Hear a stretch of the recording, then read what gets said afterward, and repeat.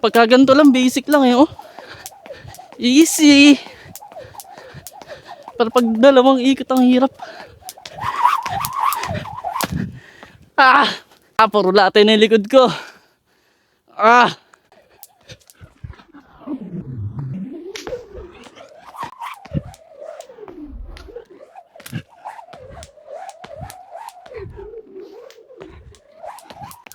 Puta. Putya. Kung sa mga bro, no, so nandito ako ngayon, nagpa-practice ako mag double under. So kung hindi nyo alam yung double under, ito yung pagtalon ng medyo mataas tapos iikot yung rope ng dalawa, parang ganito.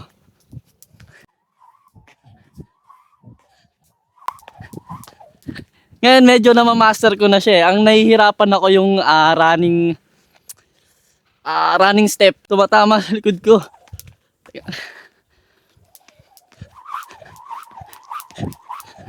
Ngayon, para magmukha akong pro, ang gagawin ko, tatlong ganto, tapos isa side swing ko, tapos X. Hindi kayo nawala, papakita ko sa inyo.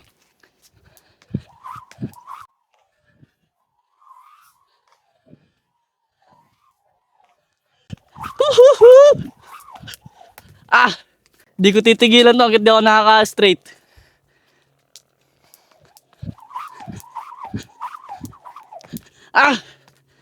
Ulit.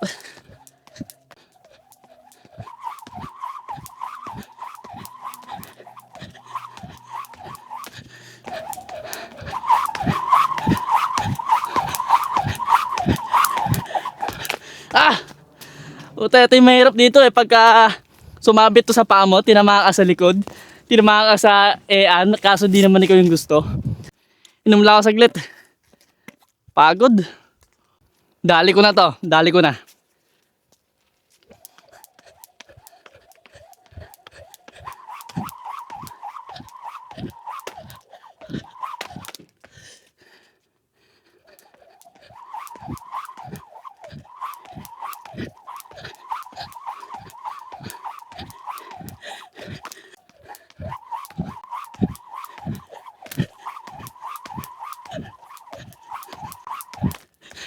Ayun na.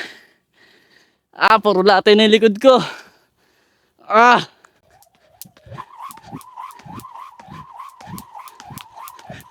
Hindi ko titigilan to hanggat di ako nasasatisfied.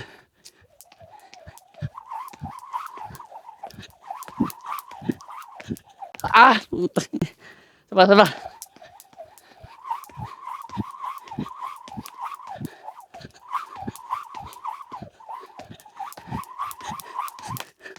Pakita ko naman kayo ng ibang tricks naman. Baka sabihin nyo, yun lang yung ginagawa ko eh. Yung patalikod na double under.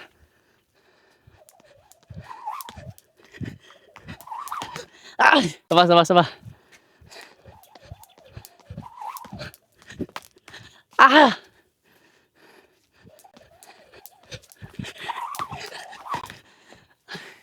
Yun ang hirap nun.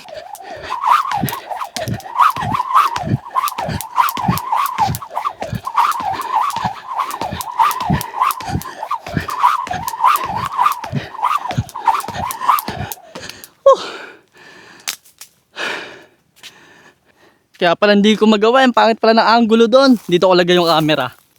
Dali na to. Ganda ng pag-aalagi sa camera eh.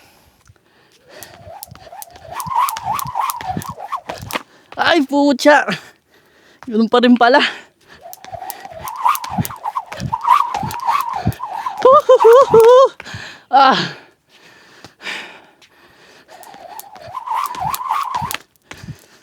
Ina. Ako naaasar na din talaga eh.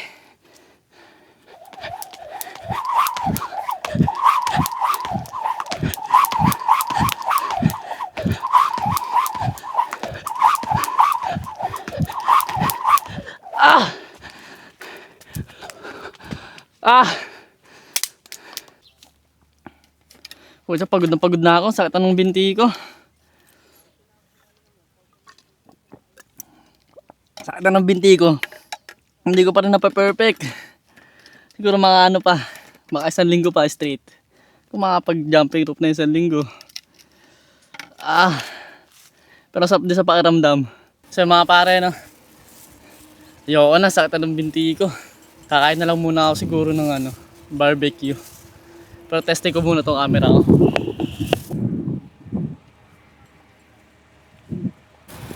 So yung mga bro, no, hanap muna ako ng pwedeng pagmeriendahan. Sumakit yung binti ko dun Pagod, di ko man lang na perfect. Eh boy. Whew.